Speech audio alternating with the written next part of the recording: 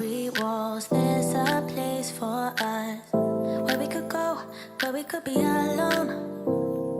Between city lights, we don't have to hide. I wanna go, do you wanna follow?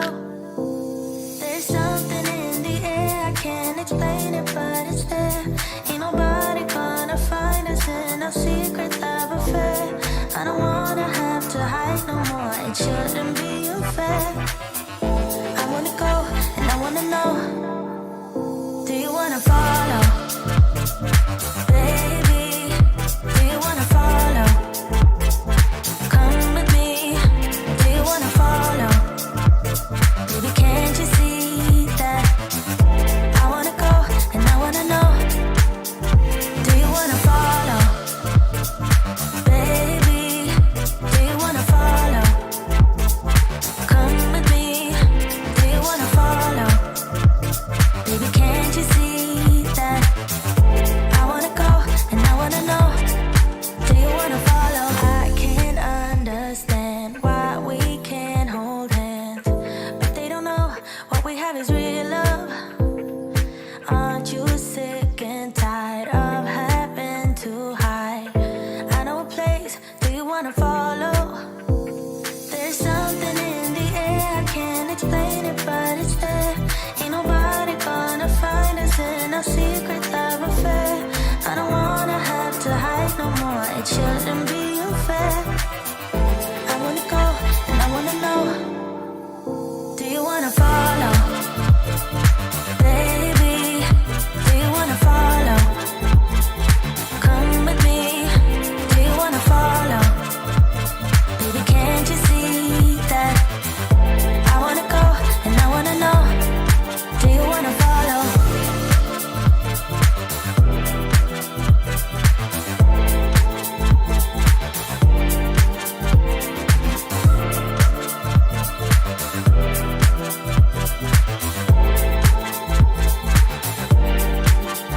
Do you wanna follow?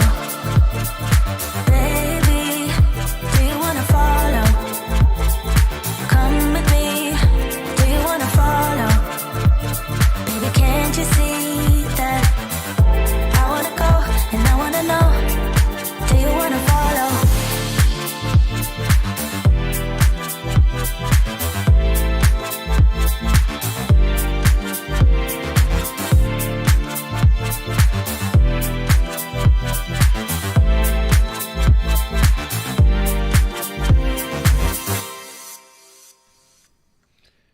What's up, everybody? Oh my goodness. Am I going out? Oh no. Why do I not hear my own self in the monitor? Damn it. Alex. What the hell? You guys hear me? What about you? My computer updated and all of my audio devices just went. So now OBS doesn't think that. Anyway, my audio devices got messed up, but it seems to be working, so we're going to dive right in. I normally can flip this switch over here and hear myself. Oh, well. Well, you know, yesterday's stream started like 4 minutes late, so tonight's stream did start on time. So, let's see here. It is Monday night. It is time for the American stream. I do one stream on Sunday afternoons for the Europeans and one stream on Monday night for the Americans. But if any Europeans are staying up late, you're welcome to. How's everybody doing tonight? And we are going to be doing a Q&A live. That's what I do, is I do a Q&A. I just, you know, all the other streamers have to think of original content. You know what I mean? They're like, oh, what am I going to stream today? Am I going to, you know, play a video game or whatever they do? You guys make the content for me. You ask me questions. Like Zach Moore. Right now, Zach Moore, his messages are all in caps, and so they're getting auto-moderated. But look, boom, Zach Moore says, Josh, help me connect my VBAT from my flight controller to my PDB. Well, Zach, not knowing what PDB and flight controller you have is going to be tricky, but there's going to be a VBAT pad on your PDB and a VBAT pad on your flight controller, and, you know, they go together, and you do the soldering and the soldering. 1 a.m. in London, Rod Clark. How you doing, Rod Clark? Thank you for staying up and watching Rod Clark in London. Ooh. Ooh, it's lunchtime in Australia. John Carr. Someday I'm going to do that in real life to a real Australian, and they're going to punch me. I'll have it coming. I mean it in all good taste. Is this going to get taken down, says Somewhat Man? I guess not. You got through there, buddy. Rod Clark wants to know, do you have to disable the Tyrannus default RSSI warnings to get Crossfire LQ? Rod, you can't disable the Tyrannus RSSI warnings as far as I know. So what I do on my Crossfire rig is I just turn the threshold down as low as it can possibly go, and then Crossfire never goes that low. So that's what I do. And you got it. This is it. This is it. This is what we do here tonight. Let me take you on a little tour of my computer. That folder on my desktop that says "Don't open, Mom." Let's not go there. But this is my desktop. I got over here on the right. I got the chats right here. Yeah, hello, all the plebs. And I've started to call it. It wasn't me who did it first. One of the other chatters said, "Josh never takes questions from us plebs over here in the pleb chat." And in case you're curious, a pleb is an ordinary person, especially one from lower social classes. Comes from mid-17th century, shortened form of the word plebeian, plebs. So you guys are, okay, I'll own it. You guys are the plebs. I love the plebs. I'm a man of the people. I'm a pleb. What's up, Albuquerque, FPV Arborist? I'm going to be taking questions from you guys. They come in hot and fast. They come in so hot and fast, I can't possibly answer them all. If you want to make sure your question gets noticed, just hit that $sign there. Wait, no, this $sign right down here. You can't see it. I don't know why it's never here when I'm streaming, but no, I don't hate the plebs. What's FPV? I love the plebs. Thank you, Raph, 1987. That's not true. You've been answering my questions no matter where you ask them. That's true. Hit the $sign right there, and that will call your question out. Thank you. Jeffro FPV has already started with a $5 super chat. It's a way to support the channel and make sure I get to your questions. I almost never miss super chats. Occasionally I do miss them, and I do apologize. So, by the way, over here on the left, this is my Discord server. Do you remember when chat was the hot thing? Remember chat? And then we got YouTube and voice and video and chat roulette and then one day somebody went, no, let's bring chat back. And that's what a Discord server is. If you want to join my Discord server, I monitor the Discord server right here in the live stream chat. During live streams, I take questions specifically from patrons as well. You can do that by joining my Patreon. It's linked in the video description for as little as $2 a month, or more if you feel like I earned it, is what I like to say. Yes, Instant Messenger. Anybody remember Trillion? Okay, I'm really dating myself. Kids, hold on a second, kids. I'll start talking about stuff that's relevant to you in a minute. You remember Trillion? Because you had Yahoo Messenger, you had AOL Messenger, you had IRC, you had all these different messenger apps. And then Trillion was this all-in-one messenger app that interfaced with all the different messengers. And you could get all your messages in one place. That was so cool. Okay, boomer.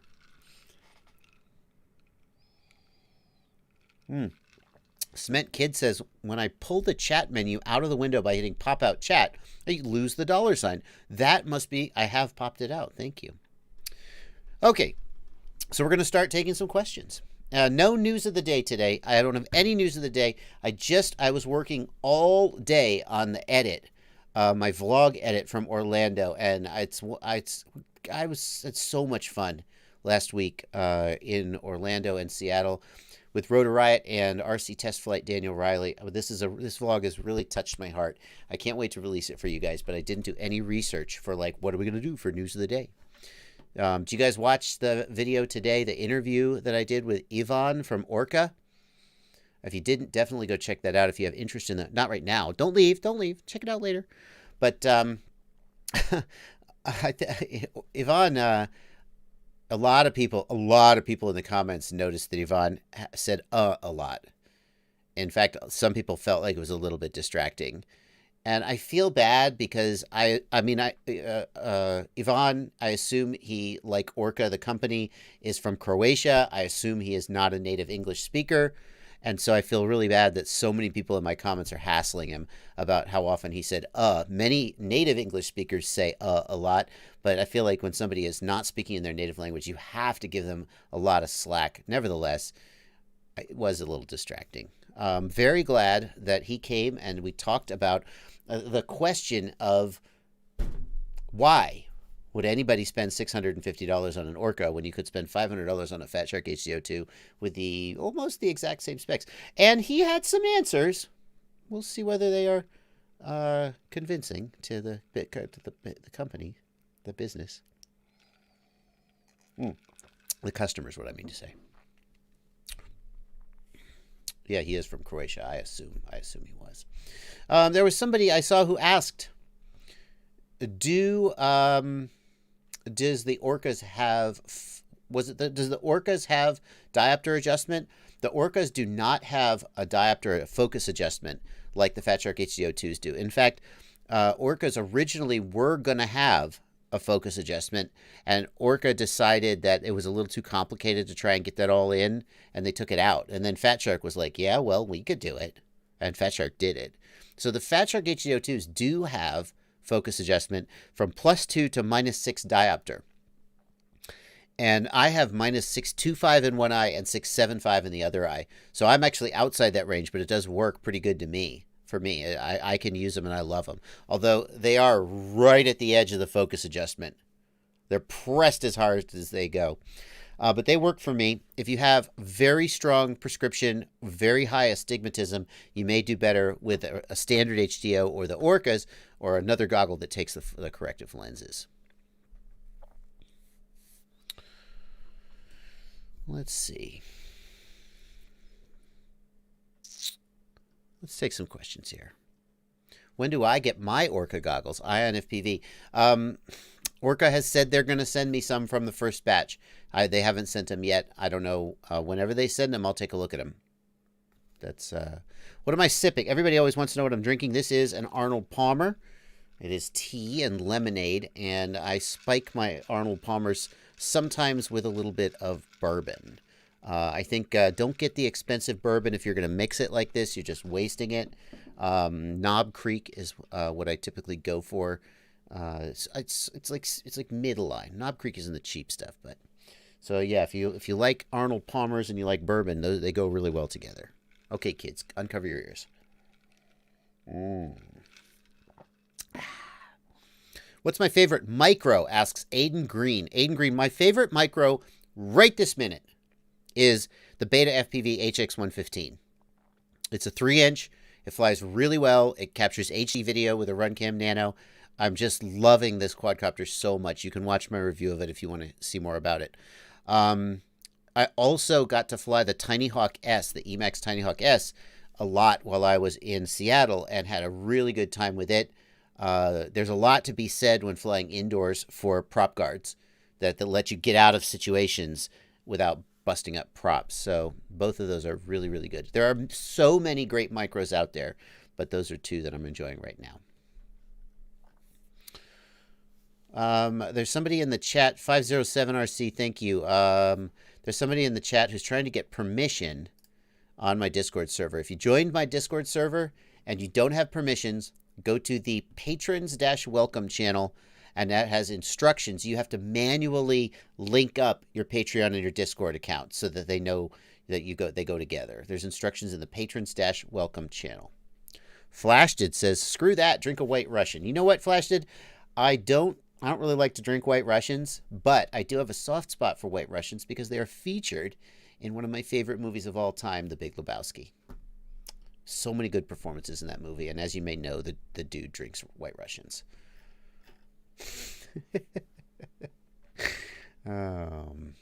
Let's see here. What about don't know what that is. Let's see.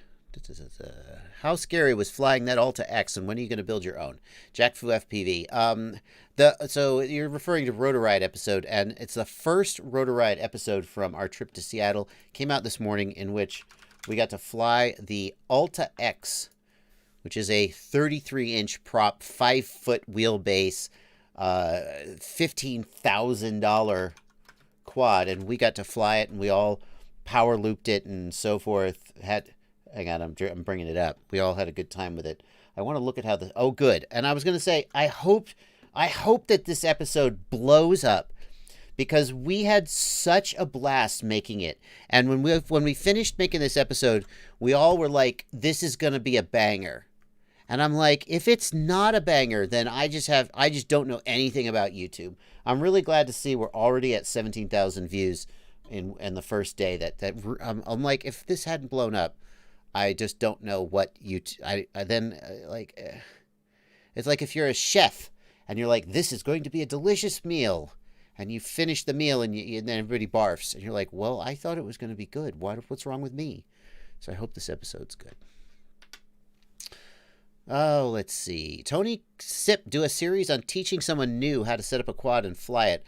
I mean, I have my Learn to Build series, Tony, which is kind of like that, except there's no person there.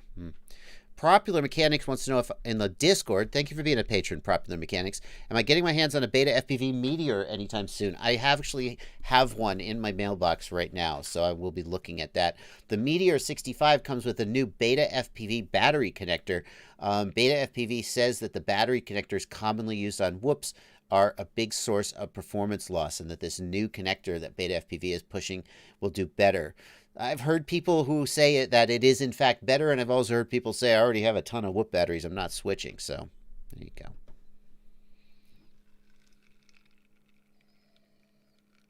go. Chainsaw FPV in the Discord says, I still want to see Zoe 3D that Alta. We thought about 3Ding the Alta, but the problem is that the Alta uses folding props. And if you have a folding prop and you stop the prop and reverse it, the prop will collapse. So I don't think you could 3D the Alta. Zach Moyer in the pleb chat. Hello, plebs. Hello, Zach Moyer. Current or voltage readout on the OSD, what do you recommend? Zach, in general, voltage is all you need. In general, voltage is what... Here's the analogy I like to use. Milliamp hours is like the odometer on your car. It tells you how far you've gone. Voltage is like the fuel gauge on your car. It tells you how much gas is left in the tank. So let's say that you normally run your tank down till the ding, the light comes on. And let's say that's 3.5 volts per cell. And normally you go 300 miles on a tank. And that's 1,300 milliamp hours. Okay? Now, which of those two things is the most important about when you should stop and go to the gas station? Let's say that you're driving down the road and ding, your fuel light comes on. You're at 3.5 volts per cell. But you look at your odometer and it says you've only gone 100 miles. Are you going to keep driving until you get to 300 miles? No, you're going to run out of gas. So voltage is the most important thing, because no matter how many milliamp hours you've gotten out of the battery, when it gets down to 3.3, 3.2, 3.0, you're done. You are done. And realistically, you never want to run it that low. Okay? So then who cares about milliamp hours, right? Well, milliamp hours are a good way to evaluate the health of a battery. Let's say that when you get a brand new battery, you fly it down to 3.5 volts per cell, and you get 1,300 milliamp hours out of it. And then 6 months later, you're flying it, and you notice that you're only getting 1,000 milliamp hours, even though you're still taking it down to the same 3.5 volts per cell. Well, that means the battery is getting unhealthy. Its internal resistance is going up. Okay, so monitoring milliamp hours is useful for monitoring a battery's health. The other reason that milliamp hours is useful is if you do long distance flying, because a battery's voltage discharge curve is nonlinear. The voltage drops off rapidly at the very beginning. It goes from like 4.2 down to like 3.9. It just whoop, drops off immediately. And then it levels out and it kind of plateaus for a long time, and then it drops off again. So if you're doing a long distance flight and you need to answer the question, when should I turn around and come back home and still have enough battery to get home again? When am I at 50% on the tank? Voltage isn't a great way to do it because it drops off non-linearly. You can do that with milliamp hours and say, I know that I normally get 1,500 milliamp hours from this pack. I'm at 750, and so I need to turn around and come home. Twisted Seed. I would not actually suggest running the packs down to 3.0. I typically run my packs down to 3.5 or 3.6 under load, And then when I stop loading them, they recover to about 3.7 or 3.8. That's a place where I want to be. Yeah, Zach Moore, you could get both. And you should get both, in my opinion. Both current and voltage. They're both useful. We have a ton of super chats coming in, and I'm going to get those out of the way. Thank you. And there are generous super chats, too. Thank you guys so much for your support. However you support the channel, whether that's through super chats, whether it's by being on Patreon, people just send me payments on PayPal. However you support the channel, and even if it's not with money, but it's by watching the videos, clicking affiliate links, I super, super appreciate it. It means that I get to do this full time. I love it, and you guys make it all possible. Let's get the super chats. Jeffro FPV, thanks for $5. Do the HDO2s use optics, glass or plastic? I've heard both. Jeffro FPV, I can't tell you 100% for sure about the HDO2s, but I can tell you that I had my HD3s, my Dominator HD3s apart. I actually literally took them apart and opened them up because a piece of dust got somehow inside the lens, the optical thing. When I took it apart, there is a huge, thick ground. It's definitely glass. It's 100% glass.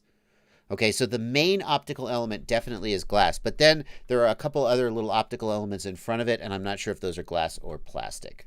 So it could be both. Rod Clark, thanks for £5. You always help me, man. Massive fan of your work. Thanks for all you do. Thank you, Rod, for the £5. Kayao Souza, thanks for $5.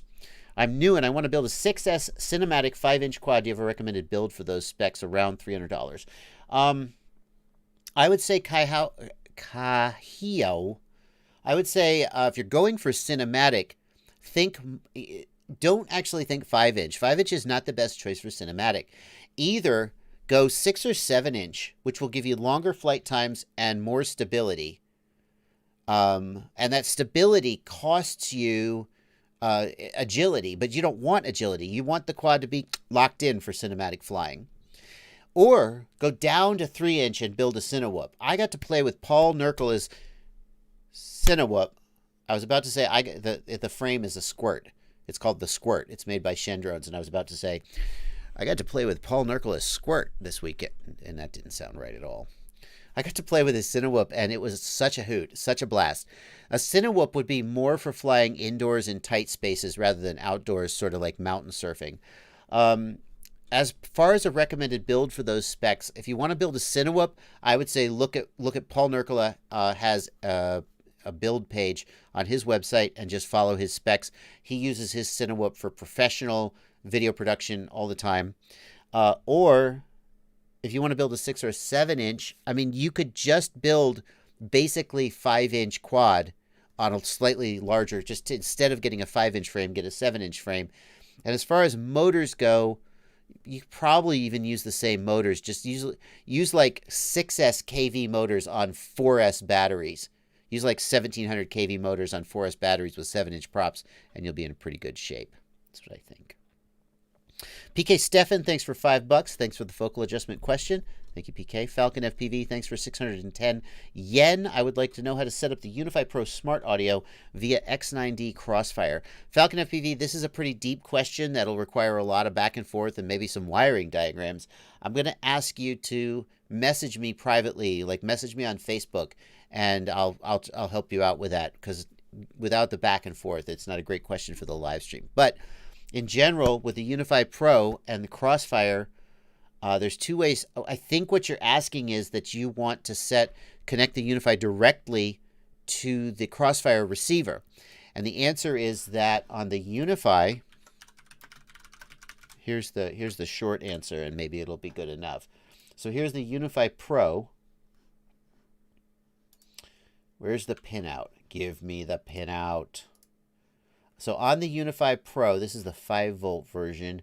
Video, audio, no, I don't think this is well, okay. So on the Unify, the original Unify Pro, you would use the audio wire for smart audio. But that's actually not how. On the modern ones, they have a separate. Here we go. On the modern ones, they have a separate pin for smart audio. So here we've got data. So your video transmitter is going to have a smart audio pin, whether it's labeled SA or data. That pin is going to be the one that you're going to use for smart audio, and you're going to connect that on your Crossfire receiver. There's going to be a pin like on the Nano receiver. It's pin IO4. And IO4 is, here it is, channel out 4. That one is preset as smart audio by default. And you just would connect those two things together, and then in the Crossfire Lua script, they would work together. If you need more help than that, reach out to me privately, and I'll help you. Thank you, Wrong Way FPV for $5. Have a beer on me. Thank you, Wrong Way. Echo Hobbies, $5. Why does my Combini D-Shot have 3 different VTX connections, and which one should I use with an AKK race? Will it be filtered if I just use UART1? Oh, is it Combini? I haven't seen one of those in forever.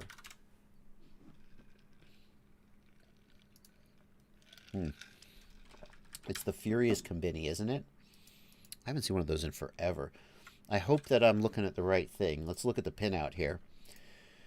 Why does... Oh, it's not a pinout, is it? Is it labeled? No. Oh, boy. Guys, don't do this, manufacturers. This is not helpful, man. I know that the board is tight, but seriously, like, why? I can't have a pinout diagram. Okay. Okay. Where's the manual? Okay, let's look at the manual. I got to count 1, 2, 3, 4, 5, 6 to get to the right pin. Yuck. Why does it have 3 different VTX connections? That doesn't make any sense to me either. Let's look. 3 different VTX connections. Well, here's VTX Plus. No, I don't think we're talking about the same thing, are we? Here's another VTX Plus. I don't... Yeah. Alrighty. Alrighty. I'm afraid I'm not sure what you're asking, Echo Hoppies. So I'm going to have to ask you to also message me privately. Josh Feltz, thank you for $2. Does the HDO2 focus adjustment affect the field of view? Josh Feltz, I can't tell you that the screen does appear to change size slightly when you use the focus adjustments. I only see that when I'm looking with a GoPro, though. When I'm looking with my eyes, when it's out of focus, it's just like a big blur, and then as it focuses, boom, it comes into focus. So when it's, I think the field of view is correct when it's focused. Thank you for PK Windsurfer 12 for $10, no question. Odysseus Prime for $5, no question. Thank you guys very much. And Dag Ropa, I just got an Emax Tiny Hawk S, but the motor connectors are on top of the board, not the edge. Did I get the right board? Well, I can tell you, Dag, my motor connectors on my Tiny Hawk S are also on top of the board, so I think you're okay. And now we're caught up. That's it. We're caught up on the Super Chats.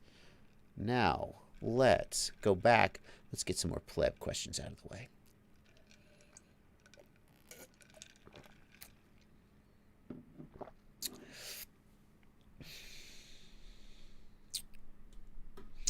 Javier Molina wants to know if I can explain the pros and cons for Crossfire connection versus the normal signal connections. Javier, I assume you mean Crossfire versus like 2.4 gig FreeSky. The big advantage is that Crossfire uses 900 megahertz, a lower frequency signal. And for various reasons, that means that it has much, much longer range than 2.4 gigahertz. Much longer range than 2.4 gig. It also has other advantages like lower latency under some conditions, but a lot of people wouldn't even notice that. It's the increase in penetration and range that Crossfire really brings to the table. Sterlingy in the Discord. Thank you for being a patron, Sterlingy. SuxX EF4 and Rush Tank Ultimate. VTX settings always revert to band 8 power 25 after power cycle. What causes this? Ow. That's tough. So the Rush Tank Ultimate, I don't think that you need to unlock it. Like with some VTXs, if you don't unlock them, they keep going to 25 milliwatts. You shouldn't need to do that. Here's what I would say, Sterlingy. Disconnect smart audio. And then set the band and channel and power with the buttons. And then power cycle and see if it resets. And if it doesn't reset, then that tells you that the flight controller is doing it with smart audio. And at least then you got something. Yeah, that's how I would start. Sterling, he says, I do it in the CLI and I have the same issue.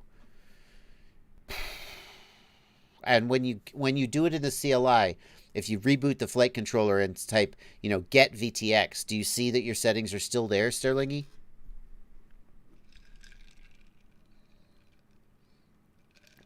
Archmage AU in the Discord wants to know how to letterbox the SkyZone Skyo 3Os so they show the correct aspect ratio for a 16:9 camera. Archmage, the Skyo 3O menu system is archaic and strange, but there on the left side, you press one of the buttons on the left side, and a menu pops up that has the option of 4.3, 16:9, AV, or HDMI. And then you use two of the buttons on the right side to go up and down, and then one of the buttons on the left side accepts the menu. Archmage, that's what you got to do. Sterlingy, if you are making the changes in the CLI and then you power cycle, that absolutely means that you're not saving your settings. Are you typing save, S-A-V-E, in the CLI after you make the changes? I mean, if you type set VTX channel equals XYZ and then type save, absolutely should not reset when you reboot. It just shouldn't. Ian F. says, what's this I hear about Elmway going out of business? Say it isn't so. It is so. Elmway notified many of their distributors that they were going out of business. Another one bites the dust. They can't all live forever, and Elmway has gone down. The 030 has RF normal, RF racing instead of 4.3 and 16.9. Are we thinking of the same goggles? Sky 030 is the OLED ones. That's the one I have, right? I'm pretty sure it has. Does it not? Does it not have 4.3 and 69? Can the Sky 030 not letterbox? No. Surely that's not true. Ion FPV. Let's go back to the pleb chat. Ion FPV says, would shorting the plus and minus an FPV camera break the OSD chip and destroy the camera? I wasn't getting video or OSD, and I realized my power wires shorted together. Look, Ion FPV, it's like... let me paint a picture for you guys. A guy goes into the mechanic and says, I got a question for you. The mechanic says, yeah, what's your question? The guy says, it's a hypothetical. The mechanic says, okay.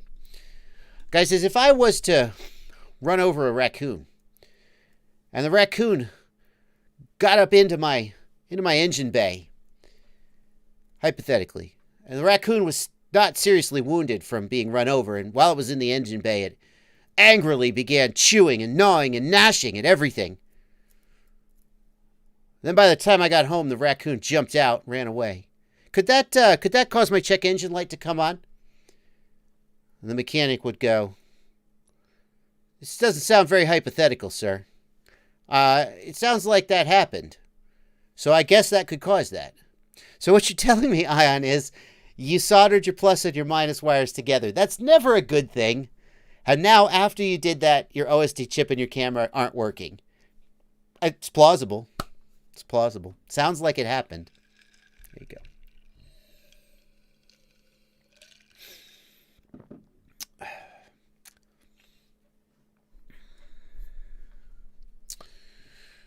Let's see here. Have I gotten to use my... Oh, wow. Big Data Pimp. Wow. Oh, my God. Hang on.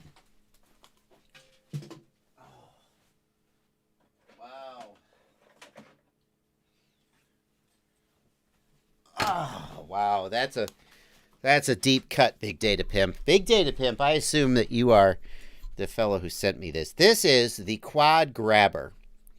Wow. You are a patient man. You're a patient man. This is the Quad Grabber. I'm going to find the website for it. And here's what the Quad Grabber... I'm not going to watch an 8-minute video about the Quad Grabber, but the Quad Grabber... Oh, great. We're not... Oh, hang on. Here we go. Here we go. Out of bed for too long today. It's my day off. But we're here to talk about the Quad Grabber. This is the Quad Grabber. So you still have... So, like... The spring fast can kind of push some of the it's smaller... a spring-loaded grabber. Come on, show me the demo, dude. A quad and a palm tree. Palm trees are the worst thing to get quads out of. And you put it on the end of a painter's pole. and you can use it to get your quads out of trees. And I received this. This guy said, "Hey, do you want to have a look at this?" And I said, "Oh yeah, sure, I'll take a look at it." I received this an embarrassingly long time ago, and I have an idea for an episode I want to shoot about retrieving quads from trees, all the different ways to retrieve quads from trees. And so I put this on the shelf, and I said, when I shoot that retrieving quads from trees episode, I'll go ahead and I'll put this in the episode. Well, it hasn't happened yet. The retrieving quads from trees episode I want to shoot with Bob Davis. Peckerwood FPV is what he goes by. He is a Get FPV sponsored pilot, and he has many different techniques for getting quads, retrieving lost quads. I was like, that would be perfect for this episode, and then it hasn't happened. So I haven't made a video about it yet. There are so many different ways to do it. Slingshot with braided fishing line, fishing weights, BB guns, bow and arrow, potato gun, all these things. So big Data Pimp, yeah. No, I haven't used it yet. Sorry about that. What do you think of the Hota H6 Pro Duo charger? I think it's amazing. The Hota, I'm a big fan of these HobbyMate chargers. Oh, this is the one I thought it was. I'm a big fan in general of the HobbyMate chargers. I like the Duos. I don't know why they call this one a Duo, though, because as far as I can tell, it's only a single channel. It's not a Duo. It's just the H6 Pro. It's just Banggood is calling it the Duo, but it's not a Duo. That gives the impression that it has two channels, and it doesn't. If it had two channels, it would be the best value proposition out there. On one channel, it's not bad, but I'm not actually sure I need a single channel 700 watt charger. I would rather have a two channel 350 watt charger, which is approximately what the HobbyMate Duo is. Unless you're, where is it? It's not here, is it? Oh, great. Okay, well that's too bad. Yeah, I don't think for my charging needs a single channel 700 watt charger is the right choice, but it's a very good charger. Maybe that's not how the other Duos work though. License to Drive, the other Duos are two channel chargers. So Ben Kaminsky, yes, the Orcas do take diopters. Yes, they do. You guys, if you do spend a lot of time getting quads out of trees, I learned this from Drew and Jeff Orta, who you go to the hardware store and you get a painter's pole, an extendable painter's pole. They can go up to like 25 feet. See, this isn't what you want. That's 4 feet to 8 feet. We want the big boy. No, 3 foot to 6. There we go. A 23-foot adjustable 3-section extension pole. This is what you want. It's $40. So that's not cheap, but when it saves a quad, you'll be glad you have it. And just have one of you guys needs to bring it to the flight session. 24 feet will get you out of many trees, and it's a good thing to have.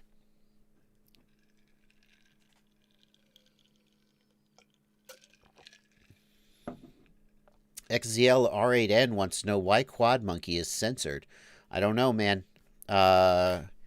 If he got censored, there was a good reason. I don't censor people.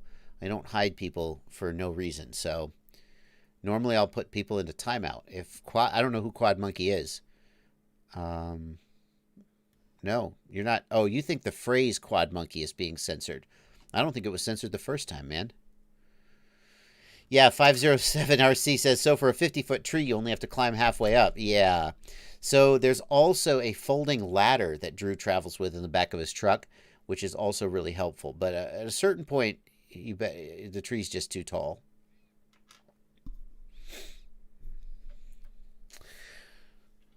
Chainsaw. Oops. Don't cut trees down to get quads back. Not a good idea. Engage FPV wants to know, do unibody plate quads just have more jello than frames that have removable arms?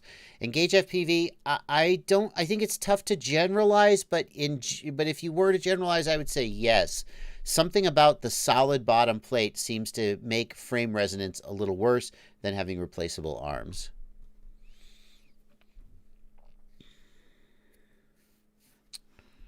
Let's see here. Plummet FPV, thanks for a $2 super chat. Joe Gray. Joe Gray. Joe Gray. Bad Dachshund, Joe Gray. Joe's a patron. She goes by the username Bad Dachshund, and she has a bunch of dachshunds, and she puts pictures of them up on the Discord. They're very cute. Thank you for $4, Joe Gray. Ian Servin, thanks for $12.34. What kits do you like for a first-time builder? New to the hobby, I'd like to build my own drone, but I'm nervous about making mistakes. So I would say, Ian, I have a Learn to Build series. It is dated, and I want to update it, but I have to tell you that even though some people are like, oh my gosh, when did this come out? October? Oh my gosh, it came out over a year ago. I'm a little surprised at that. I got to tell you, except for the DYS motors, DYS has now gone out of business, but you can actually still get the motors.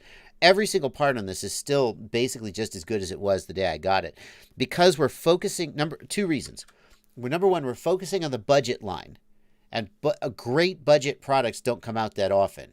So like, the other thing is that I didn't actually skimp on the electronics. The electronics are actually kind of nice. So even though it's a year later, the electronics still kind of stand up. And for a total beginner, that is exactly what this playlist is about. Taking you through every step, one by one, hand-holding the whole way. So that's where I'd recommend you start out. If you want a kit to build on your own, like the Tyro kits, the Tyro 99 kit or whatever it is, they're pretty cheap, and they don't have a lot of instructions for how to build them, but they're also okay starting points. Jason Hubbard says, don't listen to Josh. Get DJI. When did I say not to get DJI? Did I say not to get DJI? No. When did I say did I say... Here's the thing. I didn't say, analog is dead. Analog can go die in a corner alone forever. DJI life. DJI life. I didn't say that either. Yeah, both ways.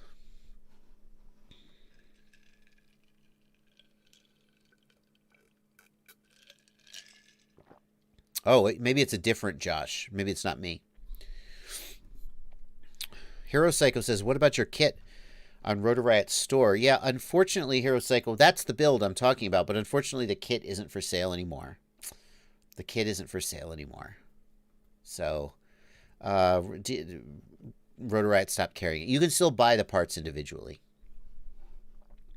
Machine 2185 wants to know, in the pleb chat, hello plebs, does the DJI transmitter work with simulators like FPV Air 2?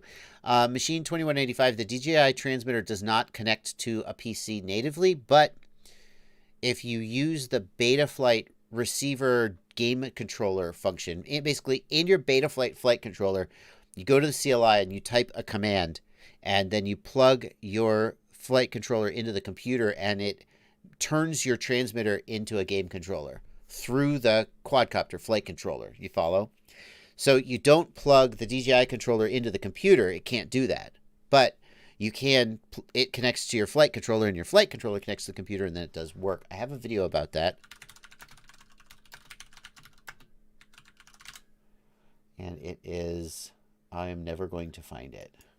I don't know why I can't seem to find this whenever I search for it.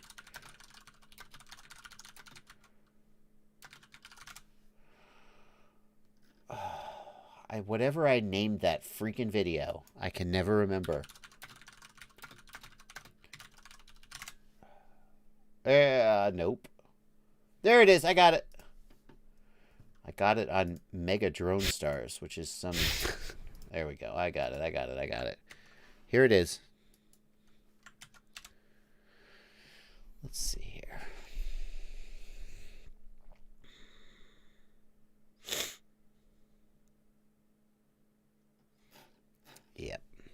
Yep, it's set USB HID CDC on. That's exactly right.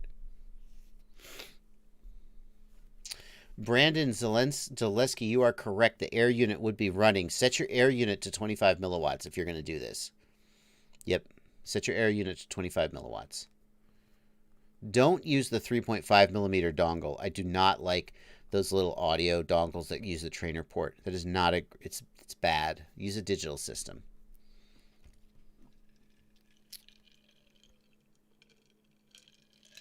507RC, are you saying you can do it natively? You can get a cable that works for the DJI radio. If it's PPM through the trainer port, it's no good. It's no good. License to Drive and Woods FPV want to know about new Crossfire signal strength indicators. What are some good DBM and RSSI values to watch out for? License to Drive is talking about the new feature in Betaflight 4.1 where it can read RSSI and LQ directly from the Crossfire receiver, the flight controller, as opposed to using an aux channel. But what many people have noticed is that the LQ and RSSI values don't match what you used to see when you were doing it with your aux channel. And they're like, what's the deal? And I don't know the answer. I don't know why they don't match up. And I don't know what are good values. Like for RSSI, it just would completely depend on the sensitivity of the receiver. And since they don't match, I mean, there are, like for LQ, they've said that above 90% is great, above 80% is good, and below 80% is bad. But LQ, like, what does that even mean when it goes from 300 to 100 to, I don't know. Wait, so we need TBS to give us guidance there. Chris Smith wants to know if the Remix frame has enough space for a 3-board stack. Not really, Chris. I think that's going to be tough. Craig Boyle wants to know when I'm going to do a side-by-side HDO2 and Orca review. Well, I can't do that because I don't have Orcas. As soon as I get Orcas, then I will test it. 507 says that the DJI controller is not native with the PPM cable. 507, I don't like PPM adapters for simulators because they tend to have a lot of jitter. The channels are just all over the place, and I don't like it at all.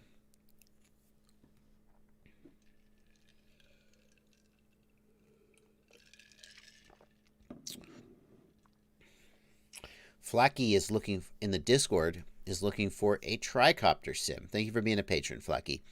I don't know of any sims that specifically simulate tricopters. Training with a quad, actually, I mean, you'll learn the basics of flight dynamics, throttle control and so forth, but the way that a tricopter flies is very different than how a quad flies, and I wouldn't say that it would prepare you. However, I have to tell you guys something. I'm sorry to tell you guys this, but even David Vindestall, the tricopter king, has kind of given up on tricopters. I mean, he still has his micro tricopter kit for sale on his website, but like when he came, he was shooting with us last week at Rotor Riot. Spoiler, I guess I spoiled that a little bit. He's going to be in some upcoming episodes. Oh well. And I was like, hey, dude, did you bring a tricopter? I got some ideas for an episode. He was like, nah, I didn't bring it. I was like, what do you mean? David Vindestall without a tricopter? He was like, yeah, just fly worse than quads. I was like, well, I've always said that. But I was, you was your thing. So I guess my question is, why do you want to fly a tricopter? I question whether there is any reason in the world today to fly a tricopter since quadcopters fly so gosh darn good and you don't have to fuss with servos and stuff like that. Let's see here. Plummet FPV. Oh, no new super chats coming in. Sorry, I was going to check my super chats, but there haven't been any new super chats, so I will get back to the plebs. The pleb chat. Harrison Grant, for my first 5-inch, should I get a bind and fly kit like the Emax Buzz or a build kit like the Rotor Riot CL1? I got to tell you, you have to learn to build eventually, because the minute you get a ready to fly, you're going to crash it, and then you'll need to fix it. If you build it, at least you'll know how to fix it. But the flip side is, when you build, it can be very, very frustrating. And some people will just get turned off and quit.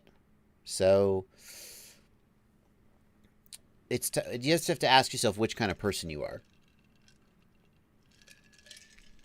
Are you the kind of person who's going to stick it out and get your quad in the air, and once you've built it, you'll know how to build it, you'll know how to repair it? Or are you the kind of person who just wants that instant gratification? I'll say this, though.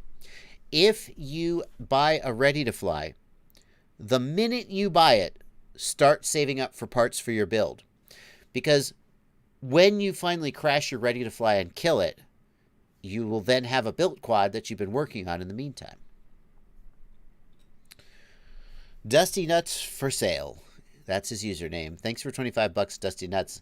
Dusty Nuts is apologizing about his comment earlier today. Dusty Nuts, the good news is I don't even remember which comment you're referring to, so I guess it wasn't too big of a deal. I appreciate the donation, and apology accepted, but also no big deal.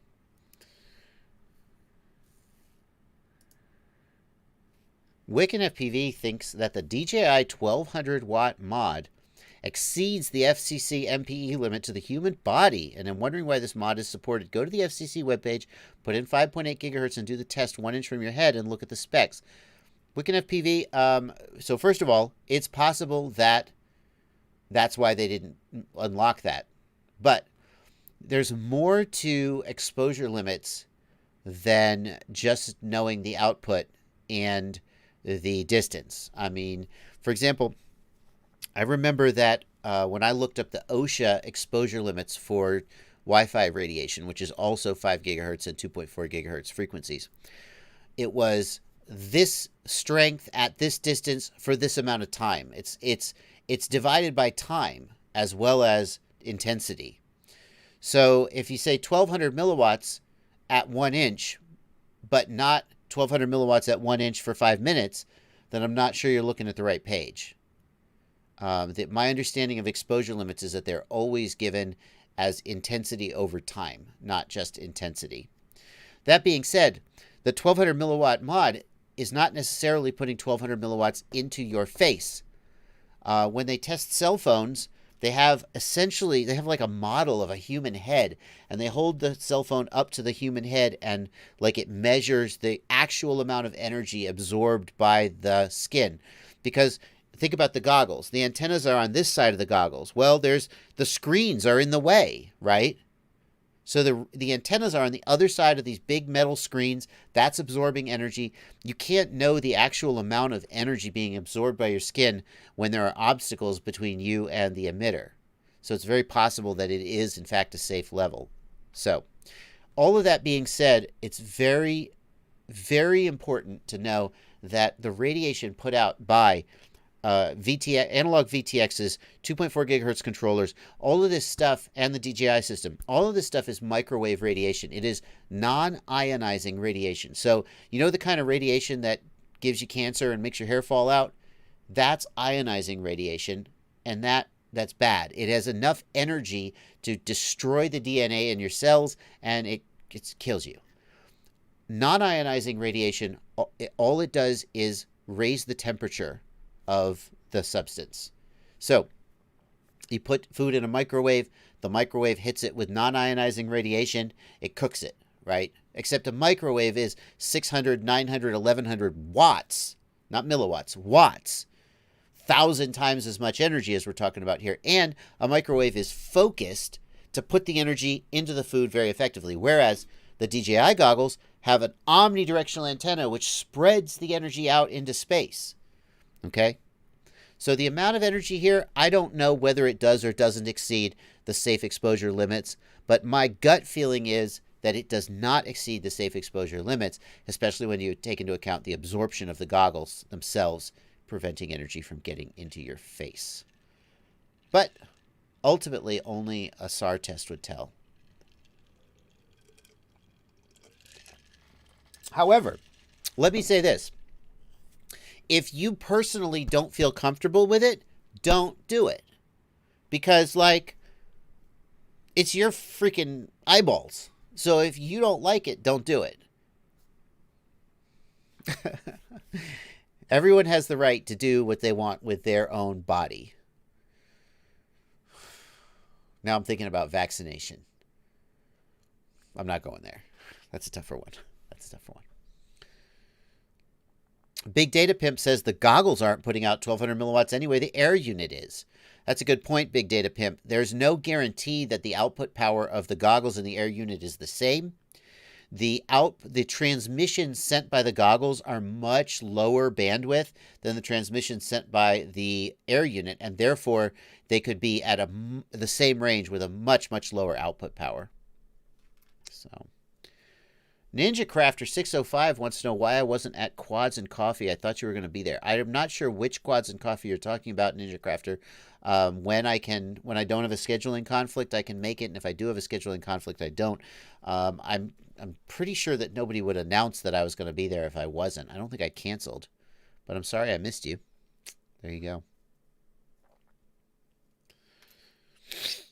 Rocket says, earlier when you asked about the difference between Crossfire and 2.4 gig, you were talking about Crossfire telemetry. Crossfire telemetry is easier to set up than FreeSky because FreeSky Smart Port is a pain in the ass and Crossfire only uses one UART. Yeah. Yeah, Gnostic Yo-Yo says RF burn is a real thing, but not a concern with the frequencies and power levels that we use in FPV. Exactly. I mean, like, if you work with RF and somebody says, hey, I'm going to put 1 watt into an Omni transmitter, you're just like, it's not a big deal. Just gut check. It's not a big deal. Zach Moyer is still trying to figure out his VBAT and his PDB. Zach says, should my VBAT plus for my flight controller go to VCC on my PDB? Yes, VCC and VBAT are just different names for the same thing. And the minus Blackwire from the FCC, from the flight controller, go to a ground on my PDB. Yes, you're 100% right, Zach.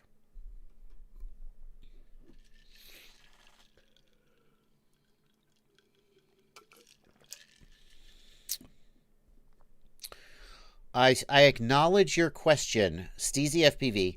I acknowledge your question about Zoe's new mini lithium-ion Raspberry Pi amazing quad, because you've asked it like many times, but you're not spamming, which I appreciate, Steezy. I've seen you ask it many times, and I haven't answered it because I just don't know anything about that, so I don't have any thoughts. But I want to acknowledge your question so that you can be like, oh, okay, well, I'm not ignoring you. Let's see. What battery do I use on my HX115 HD?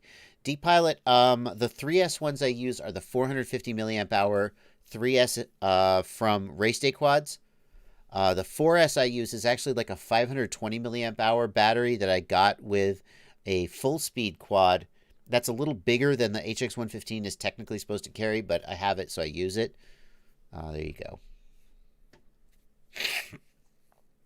Archmage is pointing out, what simulator is that, Archmage? Heli X. Wow. Archmage, you win the internet for today. Archmage is pointing out that this is the Heli X simulator, and it does have a backbone. Wow. The old flight test backbone. Tricopter. The real question I have, though, is how well does it simulate the way a tricopter flies with a servo? Yeah. Big Data Pimp wants to know if 3S is okay for the Attitude V5s. Big Data Pimp, all Fat Shark goggles that I know of can take 3S, but you'll burn the fan if you run it off a 3S. So don't run the fan off a 3S. In general, run them off a 2S. Redbeard the Pilot, thank you for $5 in the super chat. When parallel charging on an ISDT Q6, I'm getting error, abnormal battery connection. But individual battery charge is fine. Redbeard, I think you are using my parallel charger with the poly fuses. And what we have seen is that for some reason, some ISDT Q6s seem to get confused by the poly fuses and give this error. At first, we were like, oh crap, is the parallel board messed up? But only ISDT Q6s do this. Other chargers have no problem. So, unfortunately, what it means is that you probably can't use that parallel board with that ISDT, but we're not, if the board was defective, then we would replace them. But it only ever happens on the ISDT Q6, so we're kind of like, well, it sounds like the ISDT Q6 is the issue here. Anyway, I know that's not what you wanted to hear, but...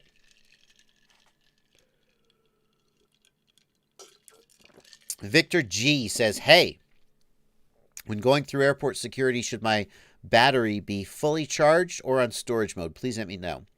Victor, it's supposed to be at storage. Your battery should be at storage when you travel with them. because it reduces batteries that are fully charged have more energy and are more likely to spontaneously blow up. Not very likely, but more likely. Batteries at storage are much less likely to spontaneously blow up, and when they do blow up, they are much less energetic. However, the TSA doesn't care. I've never, in all the time I've been flying, had them care. And I can, anyway, I know people who sometimes travel with them fully charged because, like, you're going to get off the plane at the other end and you're going to need to go rip. They don't care. So, Zane Kruger, you win the spamming the chat award for this live stream. Zane wants to know how to fix RGB LEDs. Okay. What's wrong with them? What do you want to fix about them?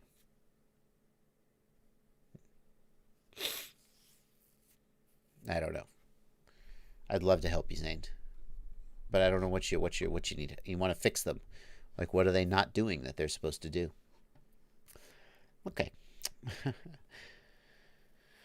Neil Washnock, thanks for $10 in the super chat. Neil, thank you. Very generous donation. I'm considering a Banggood frame for a HD build. Hyperlight 2207.5, 1722 kV, 5152 props, Pulse 6S. I'm taking this all in. Concerned about flight time. Neil, I got to tell you, I want to love Catalyst Machine Works frames so much. I love Catalyst Machine Works and I love Neil Whiteley, and I keep being super impressed with their frames, and then as I fly them, I'm like, so like the Banggood. I've got a Banggood. It has a DJI air unit in it that adds like 40 grams compared to analog, and it's carrying a GoPro Hero 7, not a Session.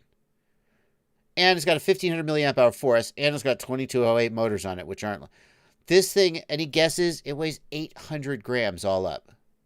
And you can tell when you fly it. And I'm like, okay, well, what if I put a Session on it? That would knock like 50 grams off. Ooh, now I'm down to 750. That's still not a light quad. And if you look at a frame like the Banggood, it's durable as hell. It flies great. It's a great frame, but it's like 140 grams dry. And that depends exactly the weight depends on whether you're using the front and the rear braces or not. But it's a heavy frame. So if you are going to build a Banggood and you're going to put a DJI in it, the best case scenario will be that you don't carry a GoPro. And then it's going to be fine. You're going to be at around 700 grams, which is a completely reasonable weight for a freestyle quad. Maybe even a little less. But boy, if you go in there with a DJI and a GoPro 7 and a 1256S, you're gonna have an 820 gram quad, and it's gonna fly like shit, and your flight times are gonna be terrible. So there's my input, Neil. Zane Kruger still trying to get help. They stay yellow even though I program them in beta flight. Well, the fact that Zane, are you sure they're programmable LEDs and not just monocolor LEDs? It could be just, are you sure they have 3 wires going to them or only 2? Michael Nasevsky, how many times have you hit the light pole in your backyard? You mean the birdhouse? Oh, the light pole, the electrical pole. Never hit the electrical pole. Hit the electrical wires 1 or 2 times. Adit Kushari, what are your thoughts regarding the DJI controller or radio? Is a review video incoming? Adit, I have a review of the DJI system, but I won't be doing a separate review of the DJI controller. Maybe I could do a setup video on the DJI controller, I guess.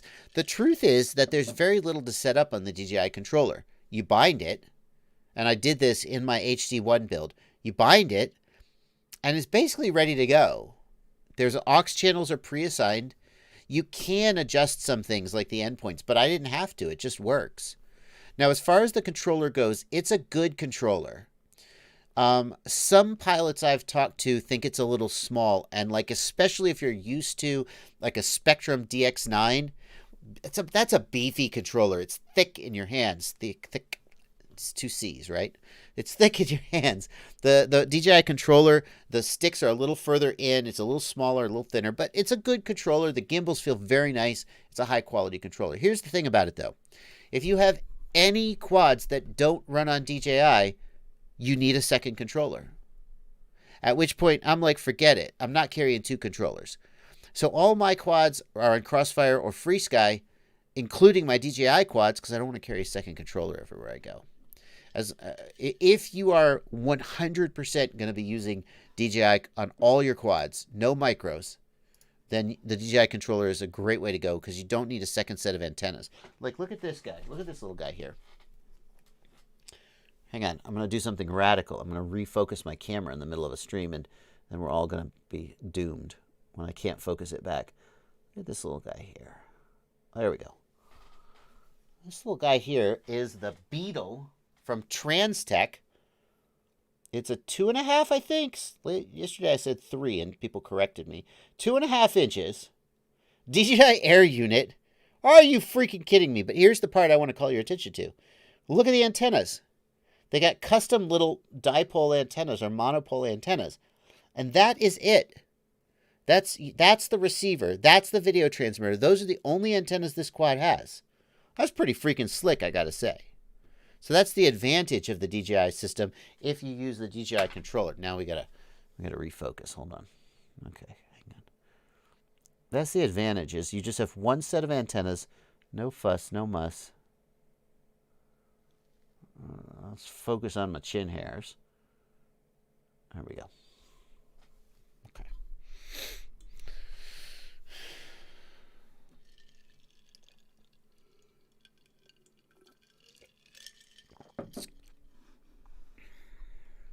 John Solo in the Pleb Chat asks, I'm trying to set up RSSI in my OSD. I'm using the RXSR with SmartPort. The RSSI in the OSD ends up about 10 points higher than on the Tyrannus. John, you can calibrate this. You could calibrate this by using your scaling on the aux channel, or you could calibrate it by using the RSSI_scale parameter in the Betaflight CLI. However, I would just not worry about it. I never look at the telemetry one anyway. And what I would do is, like, put the receiver into range check mode, which reduces the output power of the transmitter, and walk away and just fly it away from yourself in a field at low altitude until you fail safe. Look at what the RSSI reads in the OSD when you start fail safing, and just use that number. It doesn't really matter if it matches the telemetry number on the radio. All that matters is that you know when you're about to fail safe. Kratos Yo-Yo, the DJI giveaway is over. I'm sorry you missed it. It's already ended. The winners have been announced. Anton H, do you still use the Jumper? Do I still use the Jumper T16? I switched to the Jumper T16 as my daily driver. I made a big announcement about it. Some of you noticed that in my recent Rotor Riot video, or I wasn't using the Jumper T16, or maybe it was in one of my videos. And the reason for that is that I am making videos about the process of setting up the T16. And because it takes time to make those videos, I haven't finished setting it up yet.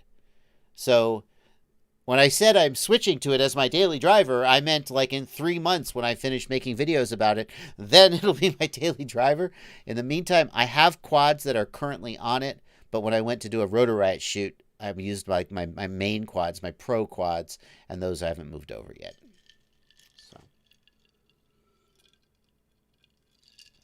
Benedict Barcher wants to know, can I use the ESC current sensor with bidirectional D-Shot? Yes, you can, but bidirectional D-Shot does not carry current sense data. It only carries RPM data.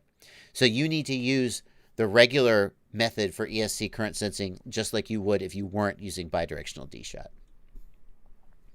Nads wants to know the weight of the Beetle. Nads, I'll tell you. Hold on.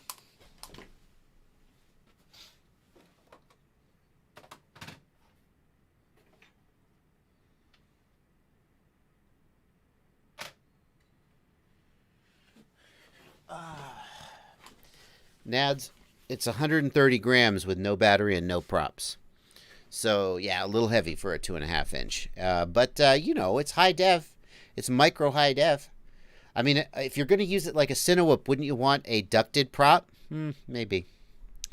Marcelino Jorge Romero wants to know, do you need the DJI controller to fly the air unit? No. You can fly, and as I said, this is what I do. You could still use your Crossfire, whatever transmitter, Tyrannus, whatever you use. Flying Monkey. Hey, Flying Monkey, weren't you banned? Somebody was asking about you, Flying Monkey. I have a JBFC and ESC in the quad arced in after a crash. I checked all the wires. I couldn't find a cause. Plugged in with a smoke stopper and it read weird voltage on the flight controller. Still looking for the cause. Flying Monkey. Flying Monkey. You're looking for the cause, but the cause, you already told me the cause. It crashed. I mean, like, I'm missing a lot of details here. Maybe there's more details, but whenever somebody comes to me and says, well, I crashed and then something was broken, what do you think caused it? I'm like, well, you crashed. I think you crashed and that caused it. Now, the thing is, a lot of people are like, well, yeah, but I only crashed in the grass. I don't think it should have broken. It was a light crash. Okay, well, you know, maybe. But, I mean, at the end of the day, you crashed and it broke. So, you mean, like, Sherlock, we don't need Sherlock Holmes to figure this out.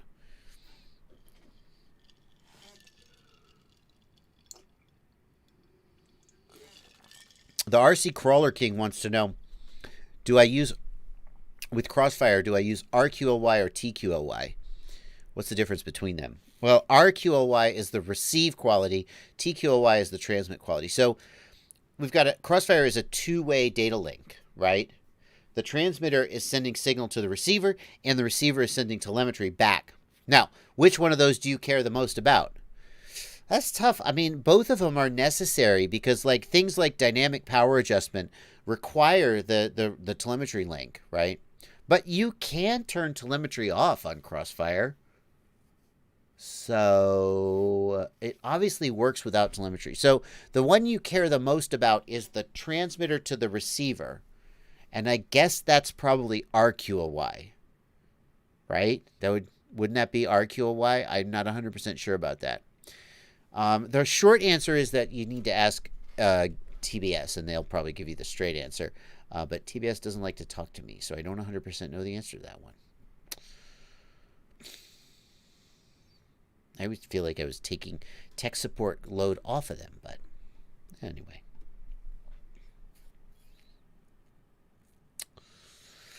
What motor? Mitchell McLaughlin. What motor would you recommend for a freestyle setup with a 5-inch props running a 4S battery for the DJI system? Mitchell McLaughlin, thank you so much for asking. That's a great question. Because it gives me an opportunity, and now we're past the 1 hour mark in the live stream. It gives me the opportunity to plug my website, fpvknowitall.com. This is where I put all my product recommendations. fpvknowitall.com has a section for each of these sort of major things. Motors are going to be in quadcopter parts. There we go, motors. There's a section. I have suggested motors for freestyle, for racing, suggested motors on a low budget. Are the Samgooks still in stock anywhere? Or are they out of stock? Nope, they're still in stock. DYS went out of business, but you can still buy Samgooks for a little while. And any suggested motors, I would definitely just refer you to this page. It's got all the information that I would tell you in person, and now I don't have to. Some of you guys might notice that the website hasn't been updated as frequently as it usually is. Right now I'm looking, it looks, oh my gosh, gracious sakes. It looks like this particular page was last updated September 15th. The reason for that, in case you wanted to know, was that I'm moving the website. Right now the website's hosted on Squarespace. This would be a great opportunity for me to do a Squarespace plug if Squarespace had paid me. But actually, the truth is I'm moving away from Squarespace because Squarespace is great for... I really feel like I'm about to do a commercial. You guys see so many Squarespace commercials in the middle. This is not a Squarespace commercial. It was so easy to set this website up with Squarespace, but then there were like extra things I wanted to do that I couldn't do because Squarespace is like, we make it so easy, but you can only do things that fit in this box, and otherwise you're screwed. So I'm switching to a different hosting provider, and I'm switching to WordPress, and that'll let me do some cool things with the website that I can't do now, but the website is, I think the switchover is going to happen this week, but I haven't been updating the old website because like we're switching to another hosting provider, and I didn't want to have to transfer all those changes over.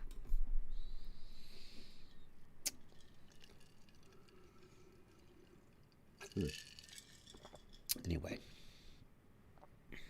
Big City FPV says, hey, I just switched to Betaflight 4.1 and now my Crossfire is having random failsafes.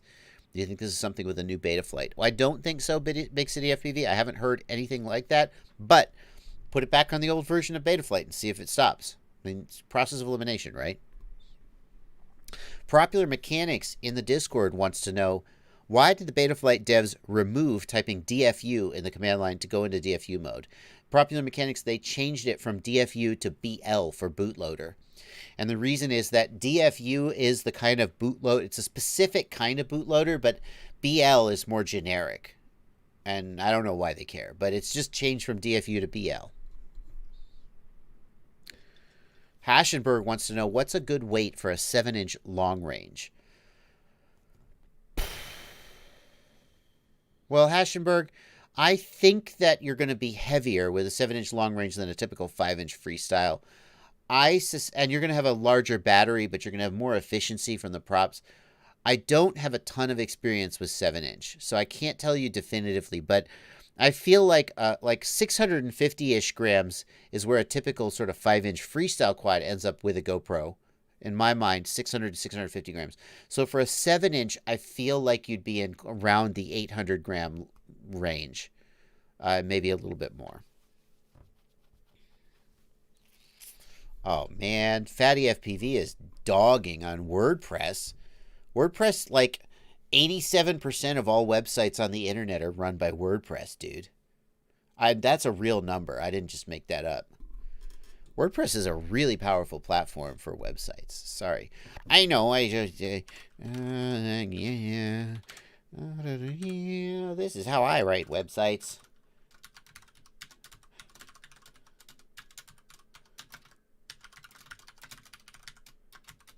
Yeah, no, I used to do that once upon a time, but not anymore.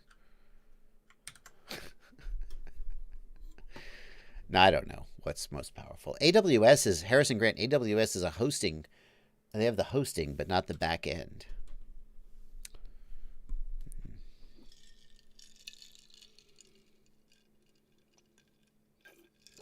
Richard Crook says he was sent to my YouTube by GetFPV. Thank you, GetFPV. I 3D printed the Peon 230 frame. Well, let's look this up. What is the Peon 230 frame? In general, 3D printed frames are a bad idea and you should stay away. No, stop, stay away. Do not proceed. So if I looked at this and it was like a 90 millimeter, maybe. But this looks like a 5-inch. Stop, do not proceed. Do not print this. Do not build it. Don't do it. Don't do it. This is a terrible idea and will cause you heartache and problems. 3D printed materials do not have enough strength and rigidity to work well as quadcopter frames. If you build a 3D printed 5-inch that is rigid enough that it doesn't have crazy vibration issues, it will be so heavy that it'll fly like crap, and the minute you crash it, it'll break. Oh, but I can just 3D print another one. Yeah, and that's what you're going to be doing 3 or 4 times a day. There is no world in which I can believe that this printed out of common materials is a good idea. Sorry.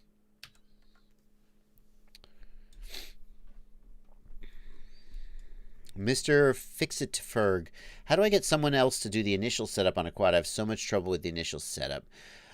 You have to learn to do it eventually, but getting through it the first time is an enormous hassle. I have to tell you, that's why I made the Learn to Build This Quadcopter series with the Rotor Riot CL1 and the Kakute flight controller, because I wanted people who didn't have local resources to have someone hold their hand. Now, you're not building that quad, so that's not maybe going to help you. Yeah. If there's anybody nearby, I have a section on how to find people near you. Maybe they can help. Don't send it away, though. People say, can I send you my quadcopter and you build it for me? And I'm like, that's not a good use of anybody's time. Because you'll get it back, you'll crash it, you'll break it, and then you'll be screwed. Popular Mechanics says, I printed a carbon fiber nylon infused frame which was identical to the America. Do not do this. It is garbage and the resonance will never be as strong as sandwiched carbon and your motors will freak out. That's exactly right, Popular Mechanics. That has been my experience as well. Richard Crook, I got to tell you guys, start with a build that someone else has made a build series and they're going to walk you through it. And now I'm going to show you mine, but you don't have to buy mine. You could go with somebody else's. Watch a YouTube video where someone goes through the entire build and setup. Just pick somebody who appeals to you. It doesn't have to be me. I've got this series, Learn to Build a Racing Drone, Part 1. And it's like a It's like a 15-part series where I go through all the steps in the playlist from soldering up the motors, soldering up the flight controller, configuring it, all the way through to the maiden. And that's what I would suggest you do for your first build. I mean, that's why I made that series, because that's what I thought you should do. So, AZ Drone Dude says, my new DJI setup is having issues. Motors increase to full throttle when the stick is at half throttle. It doesn't slow down until I turn it off. AZ Drone Dude, if your props are off, that's normal. It's normal for the flight controller to get confused when you raise the throttle with the props off, because it's like trying to fly the quad, but the quad can't fly because there's no props. So don't worry about that.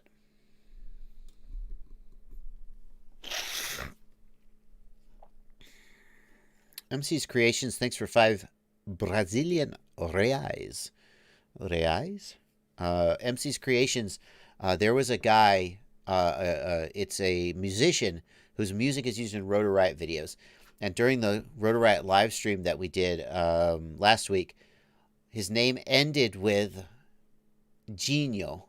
I assume it was Brazilian. If it was not Brazilian, then I look like a fool. And all the Rotor Riot guys were trying to say the guy's name. And I was like, that is not how you say it. It's Genio, because it's spelled in, for those who don't speak Portuguese, it's spelled D-I-N-H-O. In Brazilian Portuguese, at least, the N-H is pronounced Nha. And the D is sometimes said with a little bit of a J. So it was Genio. They could not get it right. They kept saying Dinho. I thought of you, MC's Creations. Edwin Rodriguez, thank you for $5 in the super chat. Rican Dragon FPV, I have the Fat Shark HDO and was wondering, what's your antenna setup and why? Rican Dragon, I am using the VAS Ion V2, that's VAS, Video Aerial Systems, the VAS Ion V2 as my Omni, and the VAS Crosshair Extreme as my patch, my directional. I think this is a great combo. A Crosshair is a very efficient directional antenna. You get more gain and wider beam width, although it's a slightly larger antenna than some patches. Yeah, MC's Creations, that wasn't his full name. It was like Ronaldinho or, something. But it ended with, I don't remember the name. It ended with Genio. I kept trying to get them to say it right. Yeah, so that's what I'm using, Edwin. The True RC Crosshair is also very good. I used that for a long time. The Luminaire Axie antenna is very good. The Luminaire Axie, don't put the VAS Ion on a quadcopter. It's too fragile, in my opinion. For quadcopters, I like the Luminaire Axie as a very, if you're not, the Foxeer Lollipop is a fine choice on a budget. The Strix Hoot antenna is also very good on a budget. A little larger than the Lollipop and the Axie, though. Brad Barrett 47 in the Discord. Thank you for being a patron, Brad Barrett. If you guys want to join my Discord server and be able to... The Discord server basically lets you ask super chats. Because I try to answer other questions. Maybe not every single question on the Discord. Because actually the other people on the Discord are so freaking helpful. I feel guilty sometimes because people join the Discord and they're like, hey, I'm going to be on the Discord. I'm going to get to talk to Joshua Bardwell. And then everybody else is so helpful that I go, oh, let's see the messages that have come in while I was making a video. And they've all been answered by other people. I'm like, oh, well, I guess my job is done here. But if you do join the Discord, one of the things you get is the ability to ask questions during the live stream and get kind of priority access. It's as little as $2 a month on patreon.com. Link in the video description below. $2 a month or more if you feel like I've earned it. That's what I like to say. Plug out of the way. Nix, asks in the Discord, are you curious about the TBS Tango 2? I mean, sure, I'm curious. I mean, I'm curious about new transmitters. Will it run OpenTX? Because if not, I'm less interested.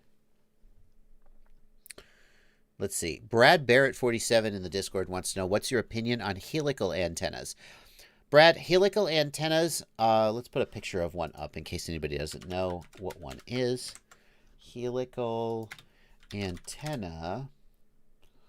Here's a helical antenna. Oh, here's a ton of them. Helical antennas have excellent axial ratio. Axial ratio is how left-hand or right-hand polarized antennas. Look at this monster. Wow. That's a big freaking antenna. Holy crap. That's so cool. When they say an antenna is left-hand or right-hand polarized, that's actually, it's like not 100% necessarily left-hand or right-hand polarized. And in fact, as you rotate the antenna, the polarization can change depending on where you are relative to the antenna. Helical antennas have excellent axial ratio. They are, when a helical antenna is left-hand polarized, it is left-hand polarized, baby. So they have great multipath rejection. And they're simple to build. If you want to build a helical antenna at home, it's really easy to build one. The flip side is that they're big. A helical antenna with the same gain as the crosshair antenna that I usually use is going to be long. It's going to hang off your goggles. So my opinion is helical antennas good for ground stations, not so good for goggles. License to Drive gives 2 quid. License to Drive corrects me that it's called quids, not pounds. 2 quid. Fair enough. No problem.